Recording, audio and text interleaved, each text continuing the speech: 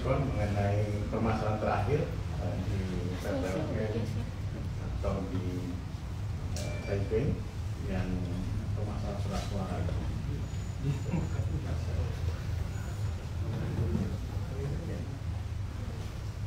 Pertama, Bawaslu menyatakan surat suara yang telah dikirim ke pemilih Taipei melalui pos diduga melanggar prosedur, namun tidak termasuk kriteria surat suara rusak. Pasal 167 ayat 5 Undang-Undang 7 tahun 2017 tentang pemilihan umum menyatakan pemungutan suara di luar negeri dapat dilaksanakan bersama atau sebelum pemungutan suara atau lebih awal dari waktu pemungutan suara pemilu tahun 2024 yang dinyatakan oleh KPU tanggal 14 Februari 2024. Atas dasar hal tersebut diterbitkan PKPU nomor 25 tahun 2023 tentang pemungutan dan penghitungan suara dalam wilayah umum, sedangkan metode pemilihan surat suara di negeri dapat dilakukan melalui 3 metode. Pertama, pemilihan suara di tempat pemungutan suara, kemudian pemilihan suara melalui kotak suara keliling, dan pemilihan suara melalui metode pos. Dalam melaksanakan fungsi pengawasan penyelenggara pemilu, Bawaslu melakukan penelusuran terhadap beredarnya informasi pengiriman surat suara melalui metode pos di Taipei yang telah diterima oleh pemilih serta pernyataan KPU pada konferensi pers tanggal 26 Desember 2023 yang menyatakan sejumlah 31.276 surat suara yang telah dikirim melalui pos oleh PPLN Taipei kepada pemilih akan dianggap sebagai surat suara rusak. Rincian 31.276 surat suara yang terkirim adalah sebanyak 929 surat suara pemilu presiden dan presiden serta 929 surat suara pemilu anggota DPR RI dapat diterima pada tanggal 18 Desember 2023 dan sebanyak 3.347 lembar surat suara pemilu presiden dan wakil presiden serta 30.347 lembar surat suara pemilu anggota DPR RI dapil 2 DKI Jakarta pada tanggal 25 Desember 2023. Berdasarkan hal tersebut, Bawaslu menyampaikan hal sebagai berikut. Silakan Pak Bupati. Yang pertama, pengiriman surat suara oleh PPLN Taipei kepada pemilih di Taipei untuk pemungutan suara dengan metode pos pada tanggal 18 Desember tahun 2023 dan 25 Desember 2023 diduga melanggar prosedur, khususnya jika dikaitkan dengan ketentuan pasal 44 ayat 1 PKPU 25 tahun 2023 yang mengatur pengiriman surat suara pada pemilih sebagaimana dimaksud dalam pasal 38 ayat 3 huruf D dilakukan oleh Ketua KPPSLN pos paling lambat 30 hari sebelum hari dan tanggal pemungutan suara di masing-masing PPLN. Nah, berdasarkan ketentuan tersebut eksplisit telah diatur dalam lampiran PKPU 25 tahun 2023 bahwa pengiriman surat suara kepada pemilih baru akan berlangsung pada tanggal 2 sampai 11 Januari 2024. Jadi dengan demikian terdapat dugaan pelanggaran administrasi pemilu yang dilakukan oleh KPPSLN, POS, dan atau PPLN Taipei. Penanganan dugaan pelanggaran administrasi pemilu di luar negeri dilakukan oleh Panwas Luar Negeri. Ini sesuai dengan Perbawaslu 8 tahun 2022 tentang penanganan pelanggaran administrasi pemilu dan kaitannya dengan SK Juknis PP nomor 109 tahun 2023. Kemudian yang kedua berkaitan dengan pernyataan KPU tentang 31.276 surat suara yang telah dikirim melalui pos oleh PPLN Taipei kepada pemilih dianggap sebagai surat suara rusak. Bawaslu berpandangan bahwa tidak terdapat kriteria surat suara rusak akibat kesalahan prosedur. Pengiriman surat suara sebagaimana diatur dalam lampiran keputusan KPU nomor 1395 tahun 2023 tanggal 20 Oktober 2023 halaman 49. Jadi dengan demikian tidak ada alasan hukum bagi KPU untuk menyatakan sejumlah 31.276 surat suara yang telah dikirim melalui pos oleh PPLN Taipei kepada pemilih sebagai surat suara rusak. Dalam hal 31.276 surat suara tersebut dianggap rusak dan dikirim surat suara pengganti akan menimbulkan potensi masalah yang lebih kompleks. Di antaranya pertama ini kaitannya dengan berpotensi membingungkan pemilih karena akan menerima 2 surat suara untuk setiap jenis pemilu. Kemudian yang kedua, berpotensi pemilih mencoblos surat suara untuk setiap jenis pemilu lebih dari 1 kali.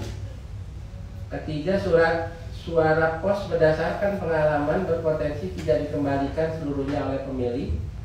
Kemudian keempat, berpotensi menghilangkan hak pilih warga negara jika terjadi lagi kerusakan surat suara. Berikutnya, karena tidak boleh lagi dilakukan pergantian surat suara lebih dari 1 kali. Kemudian yang kelima, berpotensi pelanggaran pidana jika berikutnya terjadi lagi kerusakan. Dan kemudian diberikan surat suara pengganti lebih dari 1 kali. Kemudian yang keenam, berpotensi penyalahgunaan surat suara yang berdampak pidana pemilu. Kemudian juga yang 7, berpotensi memunculkan kendala bagi PPLN untuk memilah atau memastikan surat suara yang masuk dan dikirim sebelum tanggal 2 Januari dan dikembalikan pada penghitungan suara. Dan yang terakhir, terjadi inefisiensi anggaran negara. Saran perbaikan. Berdasarkan hasil pengawasan di atas, Bawaslu RI menyampaikan saran perbaikan kepada KPU untuk 1. Menetapkan sejumlah 31.276 surat suara yang telah dikirim melalui pos oleh PPLN Taipei kepada pemilih tidak dianggap sebagai surat suara rusak. Mengingat potensi persoalan akan menjadi lebih luas, dengan demikian tidak perlu ada upaya pengiriman surat suara kembali sebagai pengganti. 2.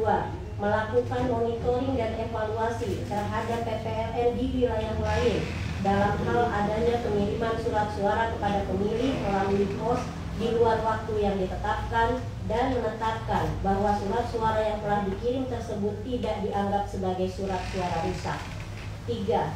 Melakukan sosialisasi kepada pemilih, khususnya pemilih dengan metode pemungutan suara melalui pos di seluruh negara, untuk tidak melakukan dokumentasi dan mengunggah ke media sosial hal-hal yang bertentangan dengan prinsip kerahasiaan dalam pemungutan suara. 4. Memperhatikan saran perbaikan Bawaslu secepatnya agar tidak menimbulkan akibat yang lebih luas. Demikian teman-teman yang bisa kami sampaikan mengenai permasalahan KMP. Ada pertanyaan? Pagi Pak Dio dari CNN, mau bertanya Pak, ini tadi kan sudah ditetapkan pelanggaran administrasi ya? Belum. Duga. Ada dugaan. Nah ini tindak lanjut Bawaslu apakah memang akan ada sidang atau keputusan terkait sanksi kepada KPU atau PPLN di Taipei? Akan jadi temuan dan akan dilaksanakan nanti persidangan oleh Panwas Pemeriksaan ya, oleh Panwas Luar Negeri di Taipei. Dan kalau ada masalah kemudian bisa kita take over di Bawaslu Indonesia. Jadi menurut standar operatif, menurut surat edaran yang dibuat, ya, seperti yang dibuat bahwa tidak terjadi pelanggaran di luar negeri, maka akan melakukan proses administrasi terlebih dahulu oleh teman-teman Panwas.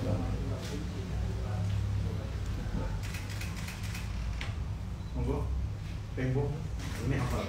Terima kasih. Ya. Bang, itu kan ada 128 PPLN. Bagaimana memastikan supaya hal ini tidak terjadi di PPLN yang lain? Karena alasan yang dikeluarkan KPU itu sangat tidak bisa diterima oleh publik. Itu yang pertama. Yang kedua, apakah Bawaslu akan memanggil KPU untuk bicara soal ini dan memastikan bahwa hal ini tidak terulang? Karena sebelumnya KPU menyampaikan bahwa mereka akan mengirim surat suara pengganti itu. Itu saja. Pertama, kalau sudah temuan maka mau tidak mau teman-teman Panwas akan melakukan prosesnya. Jika diperlukan maka Bawaslu RI akan kemudian mengambil hal yang jika kemudian ada hambatan di Panwas. Kemudian teman-teman bisa juga melakukan menurut penanganan pelanggaran administrasi, maka bisa diperkenalkan sidang melalui video conference. Jadi teman-teman KPU dibangun melalui video conference. Dan itu sangat lebih cepat untuk menjelaskan duduk perkaranya apa kenapa terjadi hal seperti itu. Ada hal-hal yang perlu kami telusuri, informasi di lapangan, yang kemudian kenapa hal ini bisa terjadi. Tentu belum bisa kami buka untuk kepada masyarakat atau teman-teman pers karena ini masih dalam proses penanganan pelanggaran. Ya. Nah, kami sedang melakukan juga, kami punya komunikasi dengan teman-teman Panwas Negeri dan juga sudah melakukan semacam warning kepada teman-teman Panwas agar memperhatikan distribusi surat suara. Yang patut kita perhitungkan adalah, tapi nanti ini di penanganan pelanggaran administrasi kami jelaskan selesai nanti setelah penanganan pelanggaran administrasi selesai, karena ada beberapa hal yang patut diduga itu bisa masuk dalam pembuktian dan kemudian kenapa persoalan ini terjadi, karena masuk dalam pembuktian belum bisa kami ungkap sekarang. Nanti Pak bisa ya. Makasih. Ada lagi? Ya, Mbak. Topik lain boleh tapi Mbak? Boleh. Pak, terkait dengan klarifikasi Mas Gibran di Bawaslu RI Pusat, dari pusat sendiri kan juga sudah mengatakan sudah menerima surat resmi dari Bawaslu RI untuk tidak memanggil, maksudnya untuk membatalkan pemanggilan Gibran terkait dengan klarifikasi. Belum ada surat. Pusat. Jakarta Pusat ya. Iya, maksudnya dari pusatnya juga sudah menerima surat resmi katanya dari Bawaslu RI terkait dengan pembatalan pemanggilan karena klarifikasinya sudah dirasa cukup. Jadi mungkin alasannya sudah menerima laporan terkait dengan hal ini atau bagaimana? Kami belum ada surat dari kami. Jadi ini ya, sekedar informasi saja terkait mekanisme penanganan pelanggaran bagi-bagi susu ya yang di kartu ITE. Ini laporan tersebut sudah diproses di Bawaslu Republik Indonesia. Ada 2 laporan dan kemudian laporan tersebut kita registrasi memenuhi persyaratan formal material, kemudian beberapa pelapornya juga sudah kita mintai klarifikasi ya. Kemudian juga dalil-dalil kita sampaikan dan kita klarifikasi karena sudah diregistrasi adanya dugaan pelanggaran tersebut, sehingga di sentra penegakan hukum terpadu dengan kepolisian dan kejaksaan ini sudah dilakukan klarifikasi. Dan hasil pembahasan di KPU memang pada saat itu juga kita sudah konfres ya Pak Ketua dalam Bulori, dan memang tidak ada dugaan pelanggaran pidana pemilu. Nah, dalam hal yang sama terjadi dilakukan oleh Bawaslu Jakarta Pusat terhadap penelusuran ya. Ini karena memang pada posisi kasusnya sama, objeknya sama, sehingga tidak dilakukan untuk proses lebih lanjut berkaitan tentang pelanggaran tersebut. Jadi karena memang objeknya sama. Jadi kebetulan juga setelah pembahasan di KPU tidak adanya dugaan pelanggaran pidana pemilu, keluarlah status pelaporan bahwa hal tersebut bukan merupakan pelanggaran pidana pemilu tersebut. Jadi demikian ya. Mungkin Pak Ketua. Itu ya jawabannya Mbak ya. Mas boleh masuk dikit Mas soal itu. Nah itu kan kalau kita lihat rencananya kan hari ini seharusnya Bawaslu di pusat memanggil si Gibran itu, anaknya presiden. Cuman karena nggak tahu ya apa urusan di belakang, kemudian hari ini jadwal pemanggilan itu tidak berlaku lagi. Artinya si Gibran itu nggak dipanggil. Kedua, Eko Patrio nggak pernah diperiksa tuh. Gimana nih? Mungkin bisa dijelaskan. Padahal 2 yang lain sempat diperiksa, gitu ya?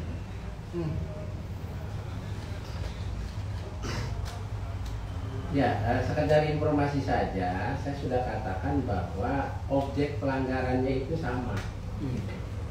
Jadi, kalau misalkan di tingkat pusat sudah menangani kasus yang serupa dan kebetulan ini sudah keluar status pelaporannya, tidak ada dugaan pelanggaran pemilu berkaitan tentang bagi-bagi susu tersebut, sehingga keluarlah status laporan. Nah, ketika status laporan itu sudah keluar terhadap objek yang sama, sehingga tidak dilanjutkan untuk melakukan proses pelanggaran yang sama. Mas, untuk mempertegas saja, bagi-bagi susu ini kan susu itu salah satu program pasangan nomor urut 2. Apa mungkin bagaimana bisa tidak menemukan bukti pelanggaran sana?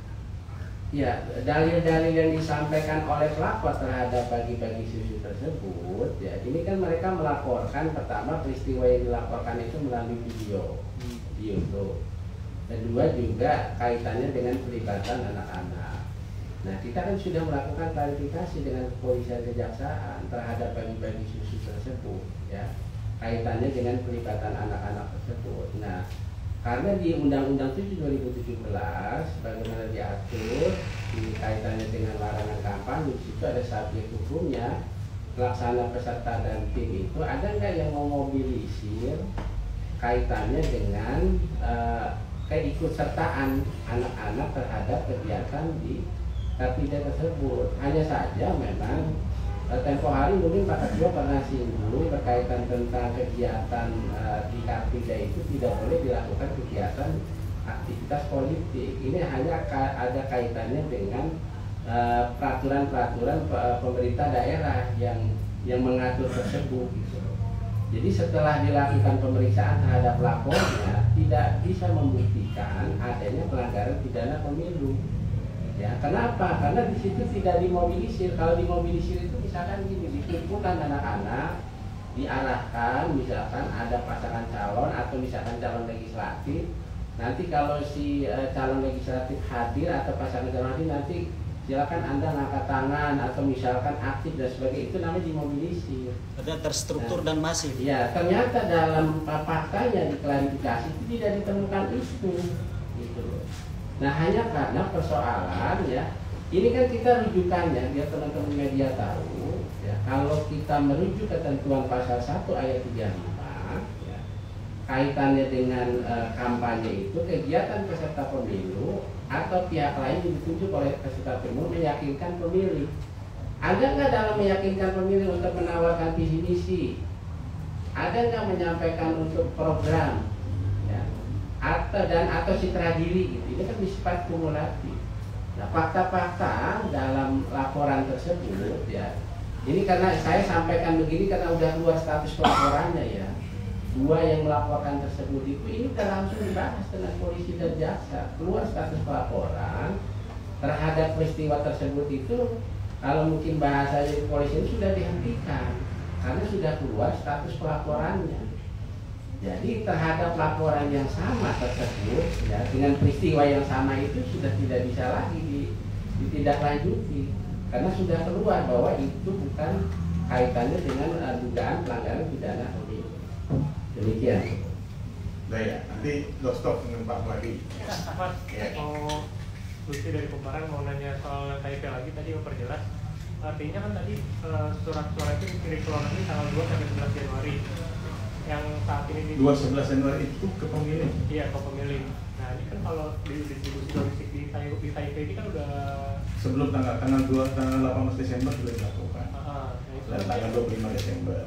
Ada alasan tertentu kami harus ungkapkan juga kepada teman-teman. Nanti setelah pemeriksaan akan alasan kenapa teman-teman Taipei, PPL Taipei mengirimkan suratnya tanggal 18 Desember. Ini ada alasannya. Tapi kan alasan itu perlu kita periksa dulu, Mas. nggak akan diminta, Bawaslu akan minta untuk menarik kembali surat itu dulu atau gimana? Oh enggak, kan sudah tersebar. Apakah ini surat-surat rusak yang teman-teman KPU kan? Pertanyaannya, apakah bisa nanti teknisnya mungkin teman-teman kami kan bilang bisa nih. Pada tanggal kalau kembali 31.000 lagi dipilih nih surat suara yang dikirim tanggal 18 sampai 25 pada hari H pemungutan suara, nanti pada saat rekapitulasi 31.000 suara dipilih lagi. Nah pertanyaannya bisa apa tidak? Nah kalau kesulitan demikian dan juga kemungkinan ada ini saya nggak boleh dua ada lebih dari 2 kali itu terjadi penggantian suara-suara kan tidak diperkenankan, lebih dari 1 kali tidak diperkenankan. Jadi ini kita harus jaga supaya teman-teman itu tetap dapat menggunakan hak pilihnya.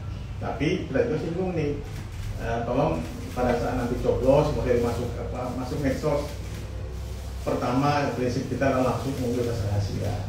Apapun pilihannya, itu kenapa ada bilik suara itu salah satunya untuk tidak diketahui orang karena prinsip rahasia. Itu salah satunya itu mas, kenapa kemudian reasoningnya itu harus kita periksa dulu di PPLN. Kenapa mereka kirim tanggal 18? Kenapa kirim tanggal 25? Itu ada alasan teman-teman PPLN yang harus kita periksa. Tapi nanti sampaikan kepada teman-teman setelah ini, insya Allah kita lakukan dengan pemeriksaan pelanggaran administrasi cepat. Kan maksimal 14 hari, kita lagi hitungkan 7 hari kerja. Tapi Mas, apakah alasan itu dikoordinasikan sama KPU? Alasan? Dari PPLN. Nah nanti kita lihat alasannya, bisa aja deh. Nanti kita lihat, karena kemungkinan itu ada. Kalau kita bilang tidak ada, nggak bisa juga.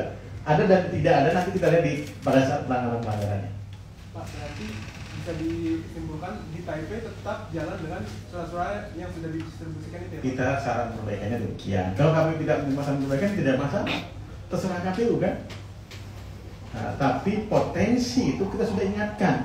Kami sebagai lembaga pengawas sudah mengingatkan tugas dan fungsi kami sebagai lembaga pengawas bahwa akan terjadi potensi permasalahan lebih besar lagi jika ini dianggap sebagai surat-suara rusak. Apa dasar hukum kemudian menyatakan surat-suara ini rusak? Karena ada potensi yang besar lagi. Potensi besar ini kecurangan. Pidana maksudnya. Orang memilih lebih dari 2 kali. Kalau itu kemudian bisa jadi PSU loh, pemungutan suara ulang. Dan itu sangat tidak harapkan. Gitu ya. Tuh, nambahin, monggo. Banyak juga boleh. Nambah sedikit begini. Sikap Bawaslu memberikan saran perbaikan supaya 31.276 surat suara yang sudah terdistribusi di luar jadwalnya seharusnya itu tidak dianggap sebagai surat suara yang rusak. Kenapa? Karena kalau mengacu kepada KPT KPU nomor 1395 tahun 2023 tentang kriteria surat suara rusak, kejadian di Taipei itu tidak memenuhi 8 kriteria surat rusak itu, sehingga tidak ada landasan hukum KPU menyatakannya sebagai surat suara yang rusak. Itu pertama. Yang kedua, kenapa Bawaslu menyarankan untuk tidak dianggap sebagai surat suara yang rusak? Karena akan menimbulkan problem yang lebih besar. Misalnya potensi orang nyoblos lebih dari 1 kali, potensi surat suara rusak, misalnya ya dikirim balik, ternyata ada surat suara rusak, maka akan ada potensi orang kehilangan haknya untuk memilih karena tidak boleh ada pergantian surat suara rusak 2 kali. Misalnya begitu. Yang ketiga, misalnya soal potensi kebingungan pemilih. Pemilihnya akan bingung. Cara mengawasinya ini nanti bagaimana? KPU bisa menyatakan bahwa akan ditandai secara khusus. Tapi bisakah teman-teman bayangkan saat suara-suara itu datang 31.000, yakinkah akan mampu terawasi secara detail? Itu kan potensi-potensi semacam ini yang kemudian kami berikan saran perbaikan supaya menghindarkan problem yang lebih luas. Kalau pertanyaannya, apakah KPU kemudian wajib melaksanakan saran perbaikannya Bawaslu? Yang namanya saran perbaikan itu konsepnya adalah pencegahan. Nanti tentu akan kita lihat. Ya, misalnya soal itu tadi KPT 1395 enggak memenuhi surat suara rusaknya, maka tentu akan ada tindak lanjut jika kemudian saran perbaikan Bawaslu tidak dilakukan. Upaya Bawaslu adalah mencegah tidak terjadi persoalan yang lebih luas. Ya. Ya.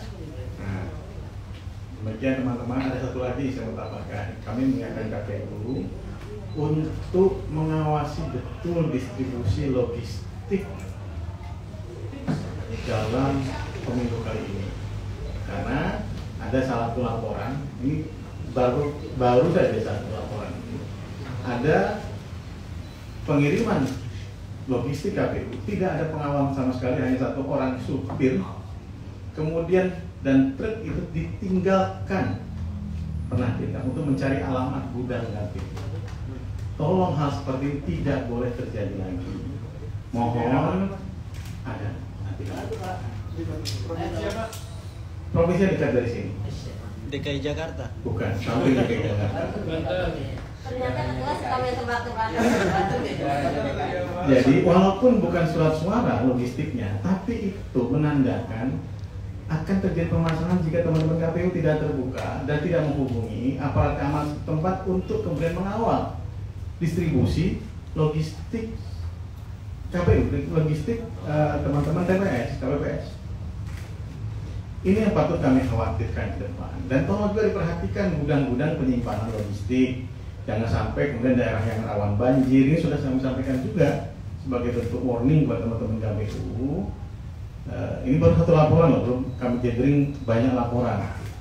Jadi tolong diperhatikan yang seperti ini. Kan kami takutkan jika ada banjir dan kemudian terjadi kerusakan dan lain-lain. Patut kiranya teman-teman KPU ya untuk kemudian memberitahukan jadwal pengiriman distribusi logistik kepada kepada Bawaslu, KPU setempat dan juga aparat keamanan untuk pengawalan. Saya yakin teman-teman polisi itu sangat terbuka untuk membantu pengawalan pendistribusian logistik KPU. Dan inilah yang kami sayangkan terjadi. Ini baru satu kejadian yang kami cuplik ya, belum tempat yang lain dan itu dekat dengan DKI.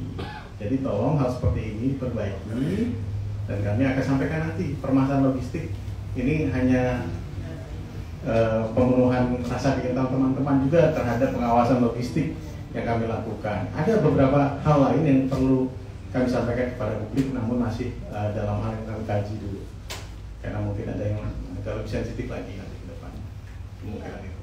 Terakhir aku tadi lupa Mas menjawab pertanyaan teman dari Tempo. Bagaimana cara mencegahnya tidak terjadi mengingat ada 128 negara. Kami perlu sampaikan bahwa Bawaslu tidak memiliki panwas sebanyak itu. Kami tidak ada di 128 negara. Kita hanya ada di 63 negara yang ada panwasnya. Maka upaya pencegahannya bagaimana? Upaya pencegahannya adalah mendorong masyarakat kita yang memang memiliki informasi untuk dapat menyampaikannya ke Bawaslu. Inilah pentingnya pengawasan partisipatif digencarkan karena soal situasi hari ini memang daya jangkau pengawas pemilu tidak mencakup 128 negara. Begitu. Terima kasih. Sudah ya, terima kasih banyak teman-teman. Sehat dan sukses selalu ya. Nanti Pak Wadi yang masalah tadi ya. Saya nanti jawab masalah Taipei. Terima kasih. Assalamualaikum warahmatullahi wabarakatuh. Foto bareng. Satu lagi masih di Malang sakit. Jadi Bawaslu juga masih manusia. Masih ada sakitnya. Mas Toto di Malang, Pak Herudin di Manado. Lagi Natalan. Sekaligus melakukan pengawasan. Pak Puadi, Darsom ya Pak Puadi. Pak Puadi. Darsom bentar Pak. Pak Puadi, Darsom bentar Pak. Aku Taipei ya.